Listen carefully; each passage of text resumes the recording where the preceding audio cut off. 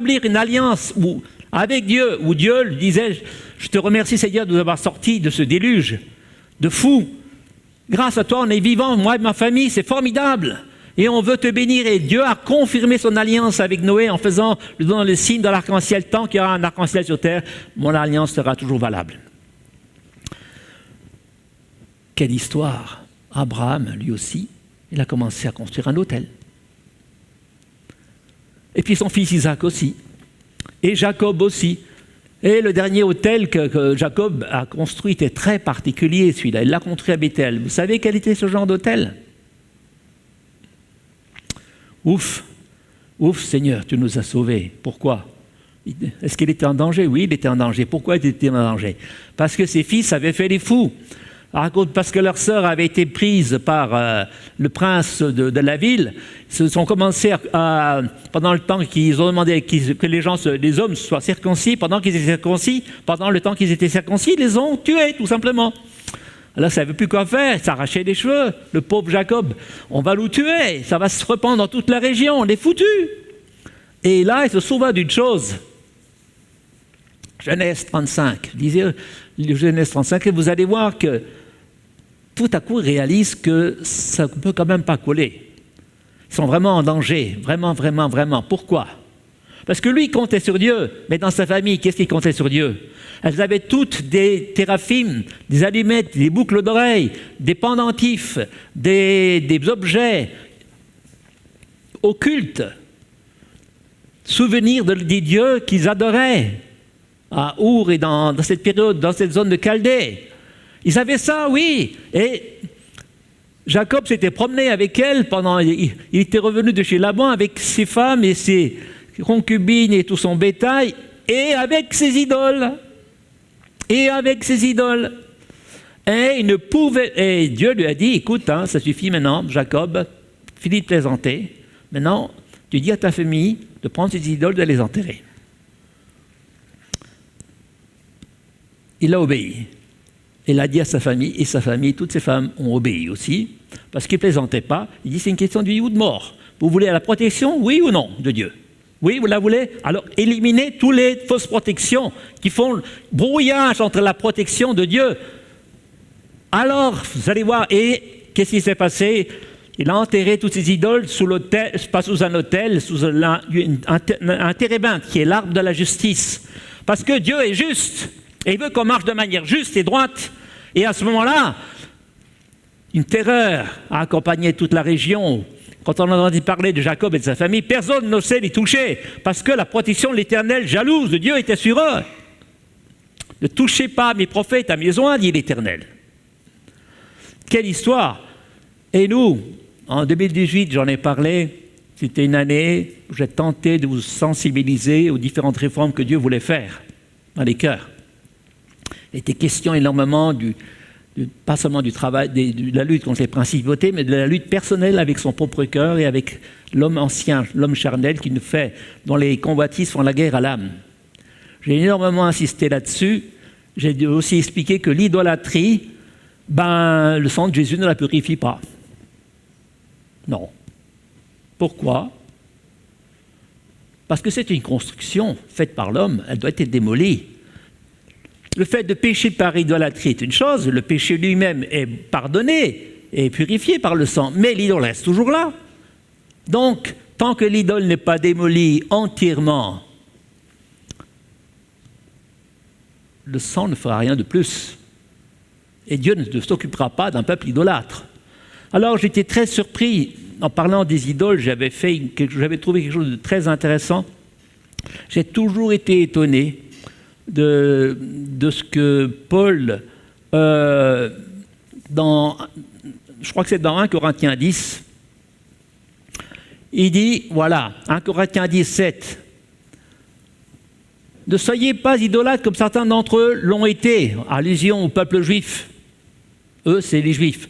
Selon ce que rapporte l'Écriture, le peuple s'assit pour manger et boire. Il n'y a rien de grave à ça quand même, non? Bon, puis il se leva pour se divertir, mais il n'y a pas de problème. Se divertir, est-ce que c'est une idolâtrie? On n'a pas le droit de se divertir? On est des hommes comme les autres. Les autres se divertissent bien, pourquoi on ne se divertirait pas? Mais bien sûr que tu as le droit de divertir. Mais quand le divertissement prend plus de place dans ton cœur et dans ta vie que le temps que tu accordes à Dieu, là, il a pris la place de Dieu. Là, c'est devenu une idole. Les idoles, c'est nous qui les fabriquons, c'est le temps et l'énergie qu'on investit et le plaisir qu'on trouve dans des choses qui ne sont pas Dieu lui-même.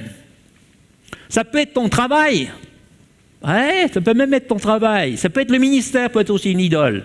Il y a plein de choses qui peuvent être une idole. L'argent et la sécurité qu'il nous procure, c'est aussi une idole. Si ta sécurité repose sur ton compte bancaire, tu es devenu idolâtre. Désolé de te le dire. Alors, tous ces idoles-là, ce n'est pas des idoles comme ils les faisaient dans le temps, en bois ou en pierre. C'est des idoles qui sont propres au temple spirituel que nous formons. Et nous voulons former un temple spirituel parce que les Juifs étaient frustrés de n'avoir qu'un autel. Mais la construction du Dieu commence d'abord par un autel. Savez-vous que même Moïse a commencé, avant de construire le tabernacle, par construire un autel? Ça, c'est l'histoire de Réphidim. Lorsqu'ils ont été attaqués par Amalek, et qu'ils ont, je crois que c'est dans Exode 17, et que, parce qu'ils avaient murmuré, ils s'étaient de nouveau lamentés à cause de l'eau, etc., et ça donnait un droit à Amalek de les attaquer. Malgré la nuée de protection, Amalek a eu le droit de les attaquer. Écoutez bien, malgré la nuée de protection, à cause de leur rébellion, de leur murmure, Amalek, qui était une figure de Satan, avait le droit de les attaquer, de les décimer. Et là, Aaron et Moïse se sont portés l'un l'autre dans la prière, et à la fin, en tirant la langue, ils ont remporté le combat, mais en tirant la langue. Et alors, là, Dieu pour la première fois de sa vie, Moïse construit un autel qu'il appelle Nissi, Dieu mon étendard. Yahvé Nissi, Dieu est mon étendard. C'est la première fois qu'il a construit un autel, et tous les hommes de Dieu avant, Enoch, Noé, Abraham et tous les fils spirituels d'Abraham, Isaac et tous, ils ont commencé à construire un autel. L'autel, c'est un lieu où on exprime notre gratitude à Dieu. C'est un lieu où on établit une alliance avec Dieu. C'est un autel c'est notre cœur. On n'a plus d'autel en pierre maintenant. Dieu veut inscrire sa parole dans nos cœurs, graver ses lois et sa parole dans nos cœurs. Et c'est ça qui compte pour lui, c'est que nous prenions au sérieux sa parole. Que nous la prenions vraiment au sérieux et que nous arrêtions de jouer à l'église ou aux chrétiens.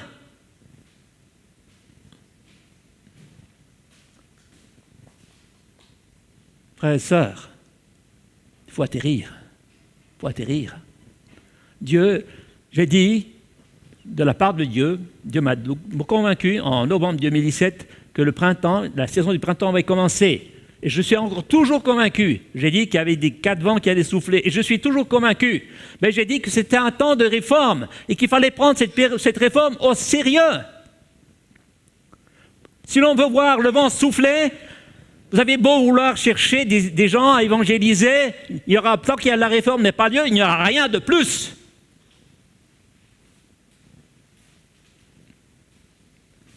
À quoi ça sert d'amener des poissons vivants dans un aquarium où l'eau est polluée? Il faut d'abord nettoyer l'eau, et après on fera venir les poissons.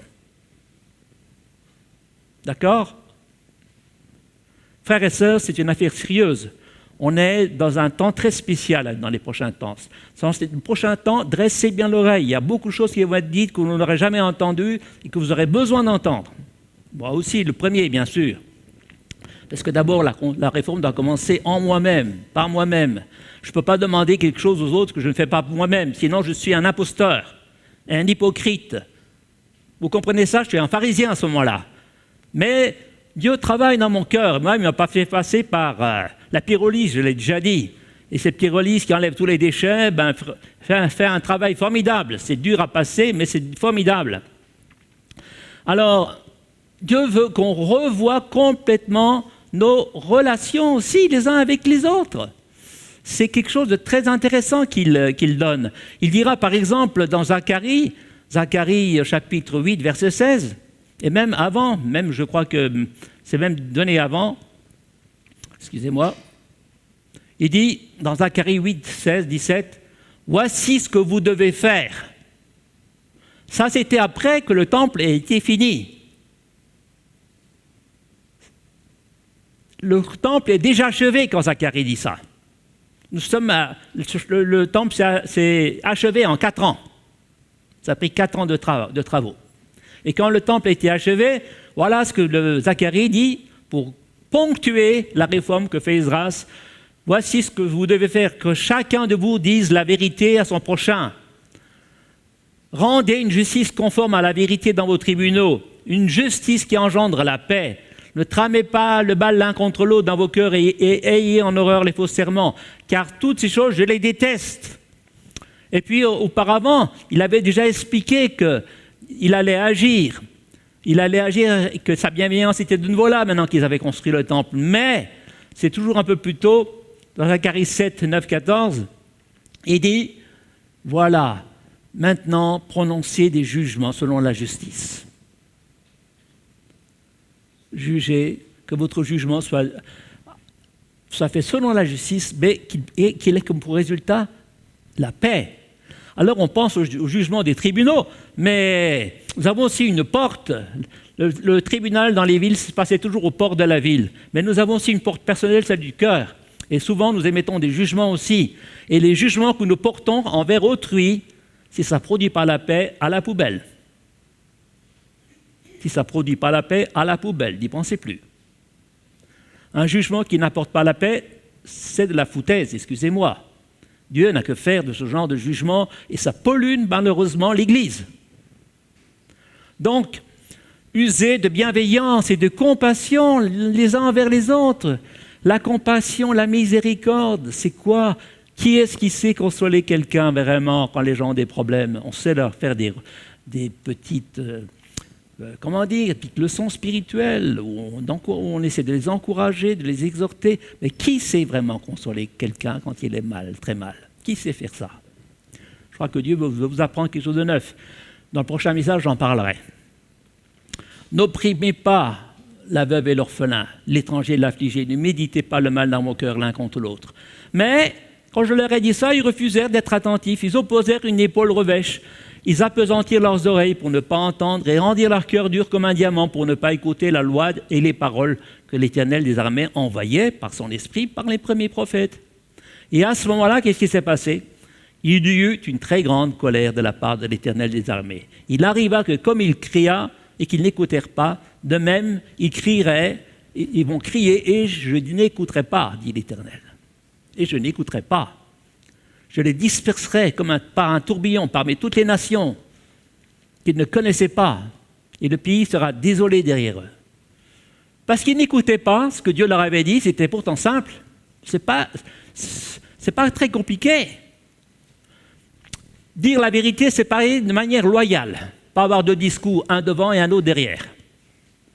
Les gens qui vous disent des choses positives, qui par derrière vous cassent, Dieu, il a horreur de ça.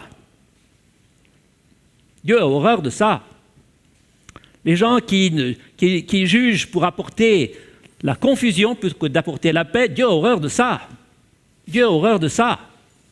Frères et sœurs, il faut faire attention. C'est par la bouche que les choses viennent le plus souvent. Ici, il est question de l'aspect relationnel entre les membres. Il est question de la construction du temple. Pas étonnant qu'ils ont attendu 19 ans pour que ce temple soit construit, parce que les relations devaient aussi se construire. Parce que la différence entre le tabernacle et l'autel, c'est que le tabernacle est le lieu où Dieu siège pour l'assemblée. Le temple, après ça a été remplacé par le temple, le tabernacle a été remplacé par le temple. Le temple, c'est un organisme. Ce n'est pas une structure de fer ou de pierre, ce n'est pas un système non plus, politique ou religieux. C'est un organisme vivant. Je vais vous donner concrètement quelque chose, une image qui va peut-être vous parler. Vous savez, la situation dans laquelle je me suis trouvé à plusieurs reprises m'a fait beaucoup réfléchir et m'a aussi beaucoup instruit. J'ai découvert que quand un membre n'est plus connecté avec la tête, tu ne peux plus compter sur lui. Quand il n'est plus connecté avec le cerveau, c'est fini. Tu ne peux plus compter sur lui, c'est pareil. Avec un chrétien qui n'est plus vraiment connecté avec la tête, tu ne peux pas compter sur lui. Il n'a aucune force, il n'a aucune vitalité. Il doit être reconnecté. Et curieusement, cette reconnexion, vous savez comment elle se fait? Elle se fait par le bas et non par le haut. Tiens donc. Ça veut dire qu'il faut travailler avec son membre pour réimprimer un circuit dans le cerveau. Plus tu travailles avec le membre malade, plus tu crées un chemin nouveau dans le cerveau qui va reconnaître à nouveau ce membre. Et ça, c'est très parlant. Je crois que ça remet en question notre façon de voir comment nous voyons notre relation avec Dieu et la façon dont Dieu travaille avec nous. Nous voulons qu'il fasse tout, et nous, pas grand-chose. Je vais vous donner un exemple typique. Je ne sais pas si vous vous souvenez de cette histoire. Lorsque le roi Osias savait qu'Élisée allait mourir, il l'a appelé. Il m'a dit, écoute, on est trop cernés par nos ennemis, il faut faire quelque chose. Je ne sais plus quoi faire. Alors, Élisée a posé sa main sur l'épaule et il lui a dit, écoute, ouvre la fenêtre. Puis tire une flèche de délivrance. Alors le roi s'exécute comme ça, docilement, mollement, il prend son arc, il bande son arc et il tire une flèche. Alors il peut s'attendre à ce qu'Élisée soit content. Au contraire, Élisée lui passe un savon. Comment? Tu as tiré seulement, frappe par terre maintenant ton arc. Élisée a frappé, le roi a frappé 3-4 fois. Élisée, mais il s'arrachait les cheveux, il dit, ça ne suffira jamais, il fallait frapper au moins 10 à 12 fois, sinon plus. Où est ta détermination? Tu as tiré une flèche, mais où est ta détermination? Tu veux que ça change, mais où est ta détermination? On pense que tout dépend de Dieu. Non, ça dépend beaucoup de notre détermination. Est-ce que nous sommes réellement disposés ou pas? Jusqu'à quel point sommes-nous disposés à changer, à vouloir changer? Le changement ne viendra pas, aucune transformation ne viendra pas si nous ne la désirons pas ardemment. Et parfois, elle vient comme un accouchement douloureux, afin que Christ soit formé en nous. Et tant, ça c'est le but des ministères, le but des pasteurs, des serviteurs de Dieu, il n'y en a pas de 36, c'est souffrir les douleurs de l'enfantement jusqu'à ce que Christ soit formé dans le cœur des chrétiens qui entendent, qu'ils grandissent à la stature de Christ. Il n'y a pas d'autre chemin, il n'y a pas d'autre objectif, c'est l'objectif majeur. Toutes les intermèdes, toutes les histoires qui nous arrivent, ce sont que des épisodes, comme dans le désert, Israël dans le désert, pour arriver à destination. Regardez les épreuves d'un autre œil. Une épreuve, c'est un moment où Dieu vous cuisine sur un plan ou sur un autre. Et si vous cuisine, c'est qu'il a raison de le faire, c'est qu'il veut en vous faire mûrir, il veut vous faire sortir de votre sécurité, de votre confort. Le plus grand problème des chrétiens, c'est qu'ils sont tombés dans le confort et la routine. Il ne faut jamais que ça bouge trop. Il faudrait que ça bouge au culte, mais pas dans la vie personnelle le reste du temps. Ils veulent que ça saute et que ça danse dans le culte. Ils veulent un temple. Ils veulent des orateurs puissants, magnifiques, qui les fassent lever et crier « Alléluia !» Mais eux, ils ne veulent pas que ça bouge dans leur vie, personnellement. Vous comprenez où se trouve le problème de la réforme? Voilà donc, il faut mettre un peu les cartes sur table et arrêter à vouloir jouer l'Église et aux chrétiens. Il faut l'être ou ne pas l'être. Dieu s'est plaint avec l'Église de Laodicée en disant « Mais je préférais qu'il soit carrément froid, mais pas tiède. Non, pas tiède. Ou bouillant ou froid, mais pas tiède. Je les vomirai de ma bouche. » Frères et sœurs, je ne sais pas quel est l'état de ton cœur. Je ne suis pas là pour te juger, mais tu ne peux pas tricher avec Dieu. Dieu connaît parfaitement l'état de ton cœur.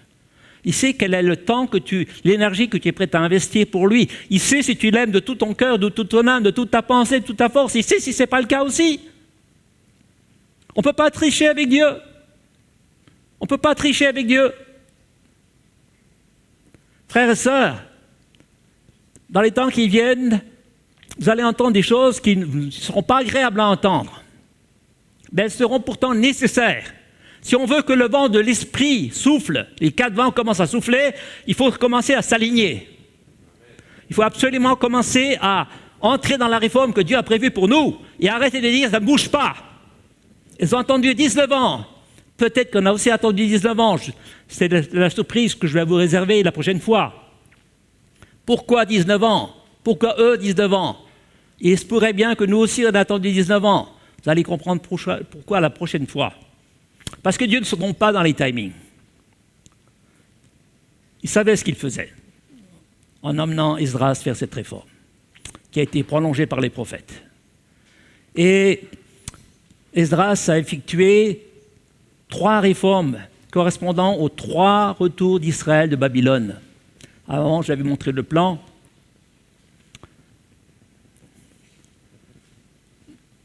Voyez, donc, sous Darius, il y a eu le 2e retour, il y a la construction du temple qui s'est faite en moins 520 jusqu'à moins 516, 4 ans. Et donc, la première réforme a été faite pendant ce temps-là, pendant ces 19 ans. Puis il reviendra après. Il s'était absenté pendant un temps, il était retourné à Babylone, je pense, pour chercher des documents, parce qu'il faut savoir qu'Esdras, beaucoup de commentateurs juifs et chrétiens pensent que c'est lui qui établit le canon de la loi juive, de l'Ancien Testament. C'est lui qui l'aurait établi, pas des prophètes, mais des écrits historiques, et notamment les chroniques et la Genèse, tous les écrits. Ils existaient déjà. Lui, il les a remis dans l'ordre et il a ajouté le livre des chroniques où il a, avec ses collègues à Babylone, notamment le prophète Daniel qui était là à ce moment-là, et d'autres, ils ont relu les prophéties de Jérémie.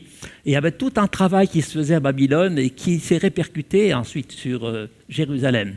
Et après, il y a le 3e retour qui se fait sous Néhémie, sous Artaxerxès, mais ce n'est pas le même roi que le premier qui a arrêté les travaux. Lui, c'est Artaxerxès II. Et là, Esdras, il s'est souvent fâché, hein, mais alors très violemment. Il en a même pris par les cheveux, il les a secoués comme des pruneaux, et puis il a dit, maintenant, il faut savoir ce que vous voulez. Il s'est fâché pourquoi? Il s'est fâché parce que même les sacrificateurs avaient amené avec eux des femmes étrangères, qu'ils avaient épousées, des femmes qui n'étaient pas croyantes. Et il a dit, ça suffit. Maintenant, il faut mettre de l'ordre. Vous dites à votre femme et à vos enfants, dehors. Sinon, je vous enlève tous vos biens. Sévère, incroyable, oser faire une chose pareille, c'est inimaginable. On dirait ça de nos jours, on vous tuerait. On vous mettrait en prison, c'est sûr. Mais il l'a fait. Il l'a fait. Vous savez pourquoi? Comment les idoles sont venues dans l'Israël? Par les femmes étrangères. Tiens donc. Par les femmes étrangères qui ne connaissaient pas Dieu. Tiens donc. Et en les gardant, les idoles allaient rester en Israël, tout simplement. Tout simplement. Donc, et vous savez quoi? Lui, il va plus loin. Lui, il va jusqu'à dire que la racine du problème n'est autre, ça il le dit dans le livre de Néhémie, il va dire c'est Salomon. Il va lui dire comment? Oui, à la fin du livre de Néhémie, quand il fait sa réforme dans le jeûne et en pleurant, il faut savoir que quand il a commencé à lire sur l'estrade la Bible, tout le monde pleurait parce que ça fait longtemps qu'il ne l'avait plus lue. Ils étaient émus d'entendre à nouveau la Bible citée par quelqu'un. Ça a duré pendant la moitié d'une journée, du matin au soir. Il a lu la Bible sur une estrade et tout le monde est resté debout. Imaginez ça un peu, qu'ici que je lise la parole de Dieu pendant presque les 3/4 d'une journée, que tout le monde soit resté et que tout le monde reste debout.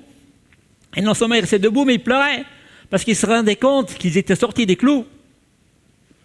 Ils se rendaient compte qu'ils avaient vraiment péché contre l'Éternel. C'était un temps de repentance. Ils ont demandé. Et puis après, il a fallu sceller une alliance où ils s'engageaient à ne plus prendre des femmes étrangères. Ça a été violent. Et la racine du problème, il dit, mais toute cette idolâtrie avec des femmes étrangères, c'est Salomon qui a commencé. C'est lui qui a fait ça en tant que roi. Et ça s'est reproduit en chaîne. Ah oui, il le dit très clairement, hein, c'est assez... Parce que parmi les idoles, il y a les idoles sexuelles aussi. Hein. David et Salomon étaient spécialement en rapport avec ça. Le sexe, le plaisir du sexe, c'était quelque chose pour eux qui venait concurrencer la parole de Dieu. Donc c'était une idolâtrie, disons le mot tout simplement, vertement, c'était une idolâtrie. Le sexe, quand il n'est pas pratiqué dans le cadre du mariage, ça s'appelle de la fornication et si on s'y adonne régulièrement, c'est de l'idolâtrie. Et c'est à cause de cela que la colère de Dieu vient. Et Dieu a dit, je jugerai le lit des adultères, dans Hébreux 13. Donc, faisons très attention, frères et sœurs, faisons très attention, on n'est plus à un stade où on peut se permettre le compromis. C'est fini le temps où les compromis se font, on s'accorde des largesses, on s'accorde certains conforts, oui, la parole de Dieu dit ça, mais on ne peut quand même pas exagérer. Frères et sœurs, c'est fini ce temps-là. Oubliez ce temps-là. Maintenant, ça devient très sérieux. Parce qu'on rentre dans un moment vraiment critique, en sens positif du terme. Soit ou bien la réforme de Dieu passe, et on aura un réveil. Soit elle ne passe pas, et il n'y aura plus rien du tout. Plus rien du tout. Vous pouvez oublier l'Église. C'est aussi simple que ça. C'est brutal, mais c'est vrai. Alors, je crois que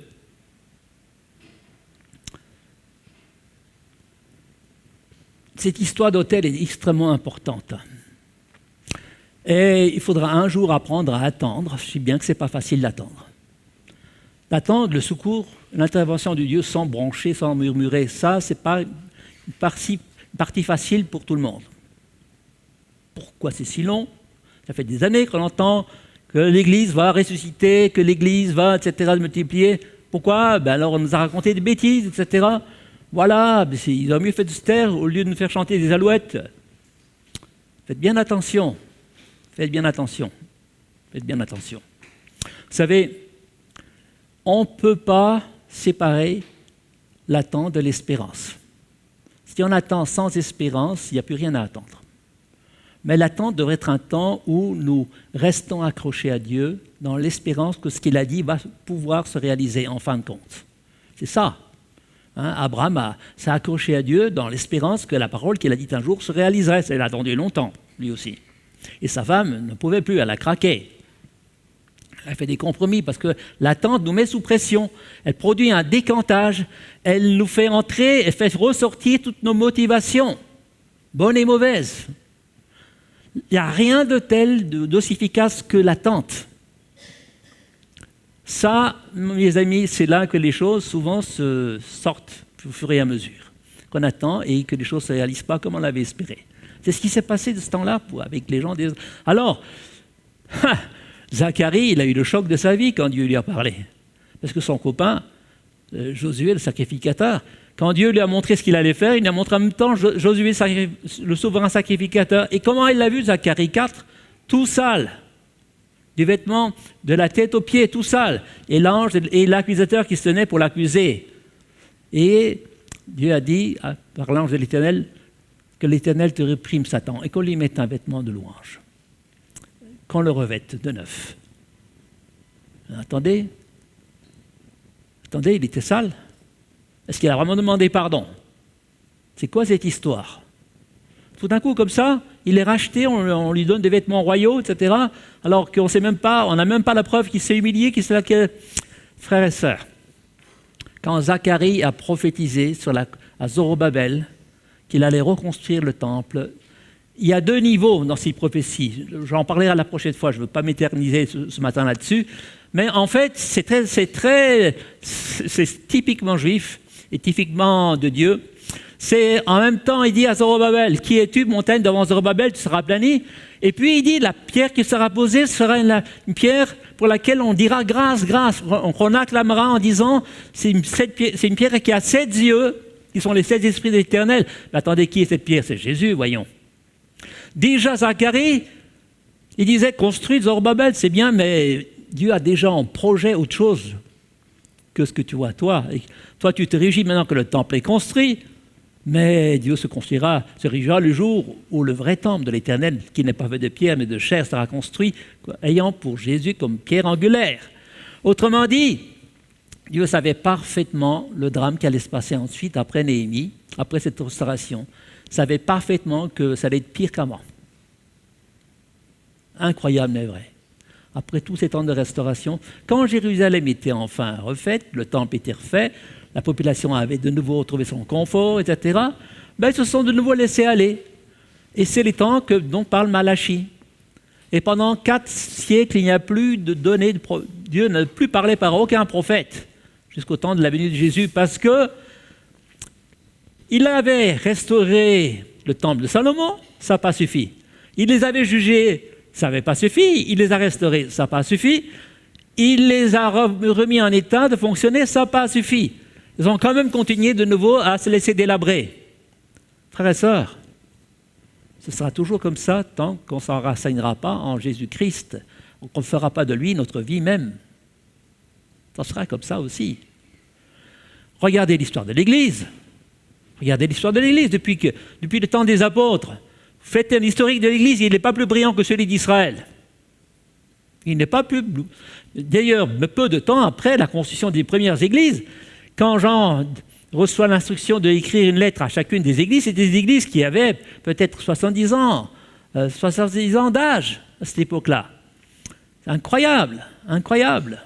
Déjà, elles étaient dans cet état-là. Et après, n'en parlons pas.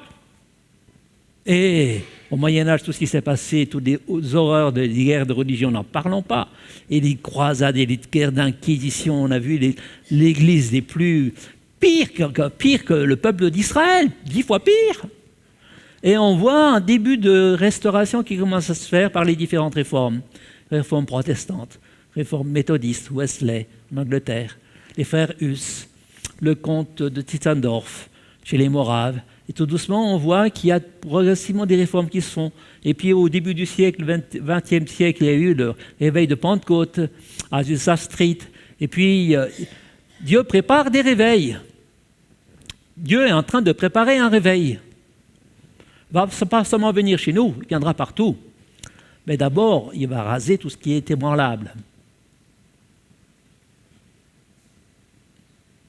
Vous m'avez bien entendu. Il va secouer et raser tout ce qui est ébranlable. Tout ce qui n'est pas sa construction, qui est la construction seulement faite par des volontés humaines, des stratégies humaines, des techniques humaines. On est très fort pour faire transformer l'Église en salle de spectacle, en faisant du show et en faisant des événements. Tout ça, c'est très bien, mais est-ce que les gens deviennent plus mûrs? Est-ce que les gens aiment davantage Jésus-Christ? Est-ce que les gens se sont prêts à se laisser persécuter et à mourir pour Christ? Gros point d'interrogation. Dans les pays du tiers-monde, de l'islam et dans d'autres contrées du monde, les gens se font tuer parce qu'ils aiment Jésus-Christ. Et ils acceptent de passer par des persécutions effroyables. Et dans ces pays-là, il y a des vrais réveils. Il y a des vrais réveils. Frères et sœurs, je crois que j'ai dit déjà pas mal de choses aujourd'hui. Je ne sais pas si vous arrivez à tout digérer.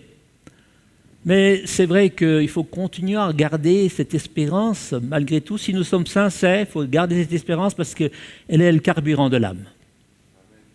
C'est ce qui permet à Dieu de travailler, continuer à travailler en nous et pour nous. Il faut cesser de vouloir porter l'Église. Ouais. Alors, est-ce que je veux dire par là qu'il ne faut plus prier pour l'Église? Je ne dis pas ça. Il faut plutôt la porter à Dieu dans la foi et la bénir dans la foi. Parce que c'est Christ qui la porte, ce n'est pas nous. C'est lui le constructeur, ce n'est pas nous. C'est lui le bon berger, ce n'est pas nous. Si vous attendez un grand pasteur, futur berger, éminemment charismatique, qui fasse des miracles et puis qui guérisse tous les problèmes de couple, etc., vous mettez le doigt dans l'œil jusqu'au coude. Vous rêvez. Vous rêvez. Aucun homme ne peut régler des choses qui doivent être réglées par les membres eux-mêmes. Il faut arrêter. Le pasteur a pour fonction de vous renvoyer à Dieu, de vous communiquer la foi que Dieu est grand, qu'il peut faire quelque chose dans votre vie. Ce n'est pas lui de faire le boulot. C'est à chacun de faire le boulot. Frères et sœurs, il faut arrêter de rêver. Il faut arrêter de se frustrer de ce que le temple n'est pas encore... Il faut arroser de prières plutôt que de critiques notre Église et ceux qui le servent. C'est le temps donc d'enterrer nos idoles. Maintenant, n'attendez plus. N'attendez plus. Si vous voulez que quelque chose se passe, c'est maintenant le moment. J'en ai déjà parlé en 2018, mais maintenant ça devient très, très, très sérieux. C'est le temps maintenant de se mettre au travail. Seigneur, soyez loyaux les uns envers les autres. Ne faites pas semblant d'aimer. Aimez en vérité. Soyez vrai quand vous parlez et que vous aimez. Vous savez, il y a le discours et puis il y a les paroles qui font du bien, qui consolent, qui amènent vraiment la paix. Et nous devons être des apprentis de la consolation. Parfois, au lieu de faire un topo aux gens, leur faire un dessin sur ce qu'ils vivent et essayer de faire synthétiser, leur faire une petite leçon spirituelle, ce qu'il faut faire ou pas faire, apprenez à consoler les gens. Il y a beaucoup de manchots dans ce domaine. Il y a beaucoup de manchots dans l'Église. Apprenez ce que veut dire. Je prends plaisir à la miséricorde et à la consolation. Apprenez ce que ça veut dire. Après, on parlera du reste. Arrêtez de juger si ça ne produit pas la paix. Si vous voyez que ce que vous faites comme jugement ne produit pas la paix, laissez tomber. Remettez ça à Dieu et gardez votre langue dans votre bouche. Frères et sœurs, je crois que ce matin, on est en train de franchir une toute petite étape si on la prend au sérieux. Mais Dieu nous attend. Je vous assure que Dieu nous attend. Il peut se passer dans les temps à venir beaucoup plus de choses que vous ne le pensez, mais nous on attend Dieu et Dieu nous attend nous. Est-ce que nous sommes prêts à mettre en pratique ce que nous avons entendu ce matin? Ça, c'est la vraie question. Après, on parlera.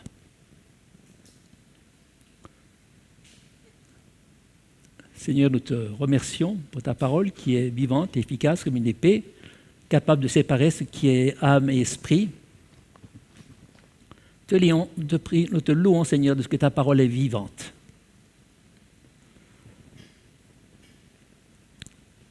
Et qu'elle est une semence incorruptible, qui ne se flétrit jamais. Te demandons la grâce d'accueillir cette parole de ce jour avec douceur, afin qu'elle ait la capacité de sauver notre âme, comme le dit Jacques. Nous voulons vraiment accueillir ta parole, Seigneur, avec douceur. C'est vrai sans nous cabrer, mais en tenant compte de ce que tu nous as dit ce matin. Que le Seigneur vous bénisse. Amen.